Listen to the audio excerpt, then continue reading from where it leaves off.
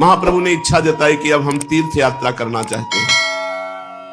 जब हम तीर्थ यात्रा करते हैं तो हमारा हृदय पवित्र होने लगता है। पवित्र हृदय ही भगवान का भजन करता है।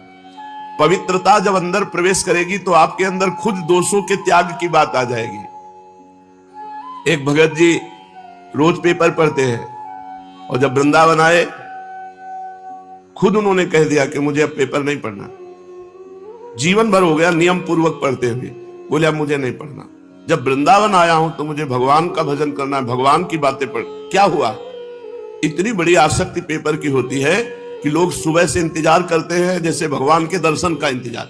ऐसे वो इंतजार करते, पेपर आया बस पूरा उस संसार में क्या हो रहा है मोटी हेडिंग में तो एक बार पूरा पढ़ जाए, और वो पूरा जीवन पढ़ते रहे।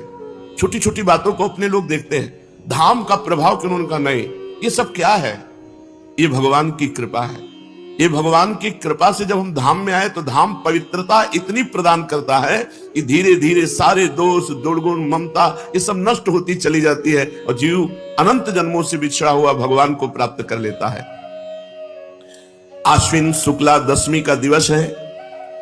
आज ही के दिन भगवान श्री रामचंद्र जी ने लंका पर विजय प्राप्त करने के लिए चढ़ाई की थी। घर घर आनंद मनाया जा रहा है। आज के ही दिन वर्षा काल की परिसमाप्ति समझी जाती है।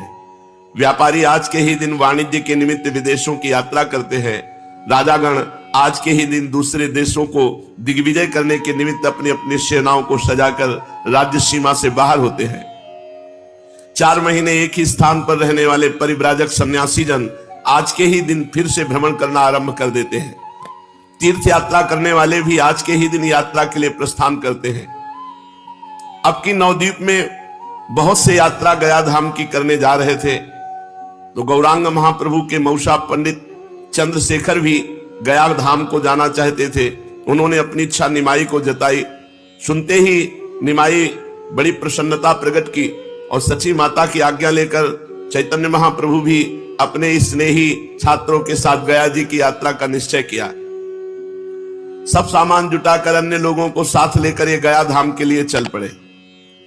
इस प्रकार ये अपने सभी साथियों के साथ आनंद मनाते और प्रेम में श्री कृष्ण कीर्तन करते हुए मंदार नामक स्थान पर पहुंचे।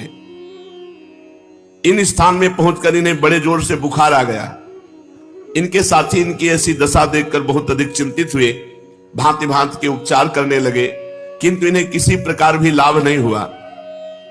अंत में इन्होंने अपनी औषधि अपने आप ही बताई। इन्होंने कहा मेरी व्याधि इन प्राकृतिक औषधियों से नहीं जाएगी। यह रोग तो असाध्य है। एकमात्र इसकी औषधि है भगवान की कृपा। भगवान की प्रसन्नता से ही यह रोग जाएगा। यदि भजन करने वाले वैष्णवों की पूजा की जाए तो भगवान की कृपा